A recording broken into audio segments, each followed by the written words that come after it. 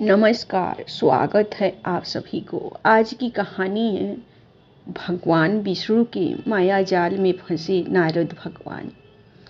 एक बार नारद जी को यह अभिमान हो गया कि उसने बढ़कर इस पृथ्वी पर कोई दूसरा भगवान विष्णु का भक्त नहीं है। उनका व्यवहार भी इस भावना से प्रेरित होकर कुछ बदलने लगा। वे भगवान के गुणों का गान करने के साथ साथ अपने सेवा कार्यों का भी वर्णन करने लगे।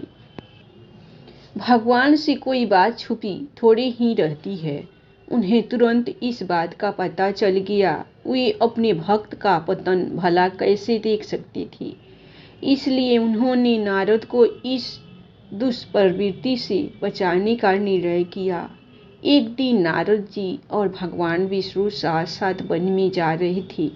अचानक विष्णु जी एक वृक्ष के नीचे थक कर बैठ गए और बोले, भाई नारद जी, हम तो थक गए हैं, प्यास भी लगी है, कहीं से पानी मिल जाए तो लाओ। हमसे तो प्यास के मारे चला नहीं जा रहा है, हमारा गला सूख रहा है। यह सुनकर नारद जी तुरंत सावधान हो गए। उनके होते हुए भगवान भला प्यासे रहे। वे बोले, भगवान अभी लाया, आप थोड़ी देर प्रतीक्षा करें। नारद जी एक ओर दौड़ लिए। उनके जाते ही भगवान मुस्कुराए और अपनी माया को नारद जी को सत्य के मार्ग पर लाने का आदेश दिया।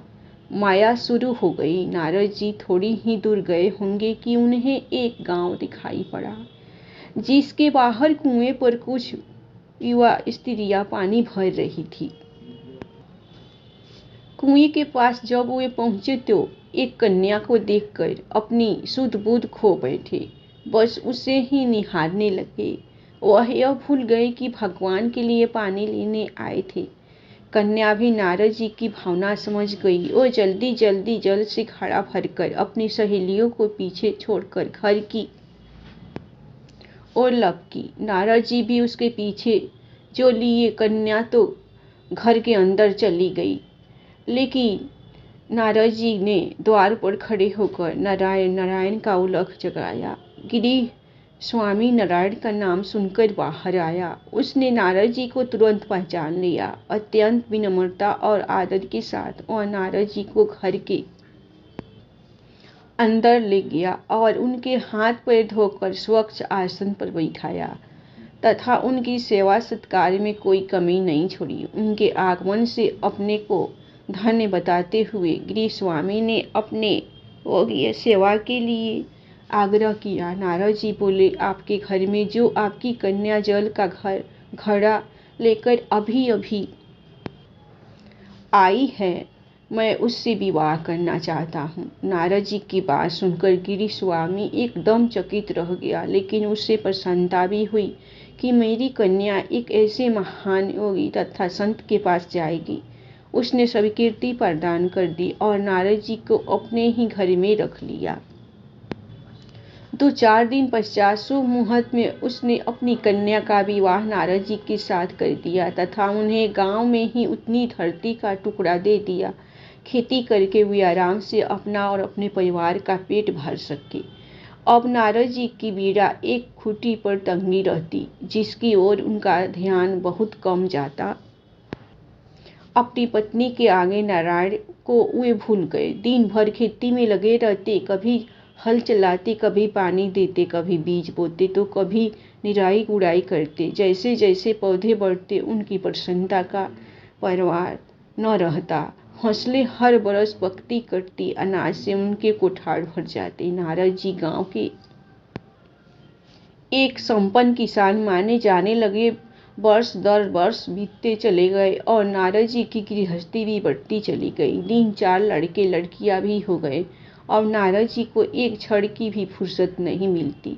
वे हर समय बच्चों के पालन पोषण तथा पढ़ाई लिखाई में लगे रहते अथवा खेत में काम करते रहते थे। अचानक एक बार तेज बारिश हुई, जिसने कि दिनों तक बंद होने का नाम ही नहीं लिया। बादलों की गरज और बिजली की कड़कने सबके हृदय में भय उत्पन्न कर दिया। मूसलाधार वर्षा ने गांव के पास बहने वाली नदी में बाढ़ की स्थिति पैदा कर दी।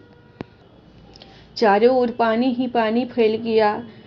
कच्चे पक्के सभी मकान ढहने लगे, घर का सामान बह गया, पशु भी डूब गए, उनके व्यक्ति मर गए, गांव में त्राही त्राही मच गई। नारद अब क्या करे? उन्होंने भी घर में जो थोड़ा कीमती सामान बचा था उसकी गठरी बांधी और अपनी पत्नी तथा बच्चों को लेकर जान बचाने के लिए पानी में से होते हुए बाहर निकलने लगे। नारद जी बगल में गठरी थामे एक हाथ से एक बच्चे को पकड़े और दूसरे हाथ से अपनी पत्नी को संभाले हुए थे। पत्नी भी एक बच्चे को गाड़ में और एक का हाथ पकड़े धीरे धीरे आगे बढ़ने लगी। पानी का बहाव अत्यंत तेज था तथा यह भी पता नहीं चलता था कि कहाँ गड्ढा है और कहाँ टीला। अचानक नारद जी ने ठोकर खाई और गठरी बगल से निकल कर बह गई। नारद जी गठरी कैसे पकड़ते? दोनों हाथ तो घिरे थे। मन मसूर कर सोचा फिर कमा लेंगे। कुछ दूर जाने पर पत्नी एक गड्ढे में गिर पड़ी और गोद का बच्चा छूटकर बह गया। पत्नी बहुत रोई, लेकिन क्या हो सकता था? धीरे धीरे और दो बच्चे भी पानी में बह गए। उन्होंने बहुत कोशिश की बचाने की, लेकिन कुछ न हो सका। दोनों पति पत्नी बड़े दुखी रोते कलपते एक दूसरे को सांत्वना देते, कोई ऊंची जगह ढूंढते रहते। एक जगह आगे चलकर दोनों एक गड्ढे में समा गए। नारद जी तो किसी प्रकार गड्ढे में से निकल कर आए, मगर उनकी पत्नी का पता कहीं नहीं चला। बहुत देर तक नारद जी उसे इधर उधर दूर दूर तक ढूंढते रहे, लेकिन बेअर्थ रोते रट उनका बुरा हाल था। हृदय पत्नी और बच्चों को याद करके फटा जा रहा था। उनकी तो सारी गृहस्थी उजड़ गई थी। बेचारे क्या करे, किसे कोसे? अपने भाग को या भगवान को? भगवान का ध्यान आते ही नारद जी के मस्तक में प्रकाश फैल गया और पुरानी सारी बातें याद आ गई। वे किस लिए आए थे और कहाँ आ गए? ओह, भगवान विष्णु तो उनकी प्रतीक्षा कर रहे होंगे। वे तो उनके लिए जल लेने आए थे और यहाँ गृहस्थी बसाकर बैठ गए। बरसों बीत गए गृहस्थी को बसने में और फिर सब नष्ट हो गया। क्या भगवान अभी मेरी प्रतीक्षा में उसी वृक्ष के नीचे बैठे होंगे? यह सोचते ही नदारद हो गई।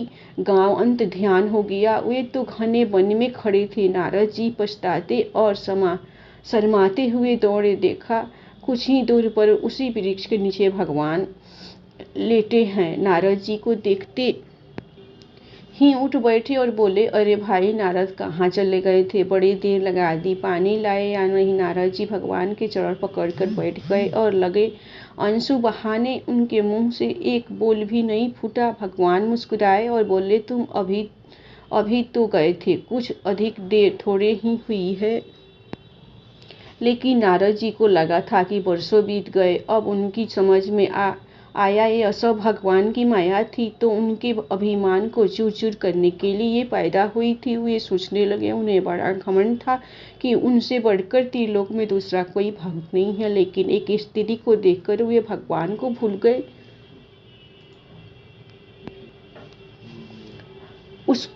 उनको पछतावा होने लगा और उनका घमंड जरा सी देर में ढेर हो गया। वे पुनः सरलता और विनम्र के साथ भगवान के गुण गाने लगे। धन्यवाद। आप लोगों को नारद जी की और भगवान की मायाजाल की कहानी पसंद आई होगी तो आप लोग श्री विष्णु जी के नाम पर लाइक सब्सक्राइब जरूर कीजिए। जय श्री विष्णु, जय माँ लक्ष्मी।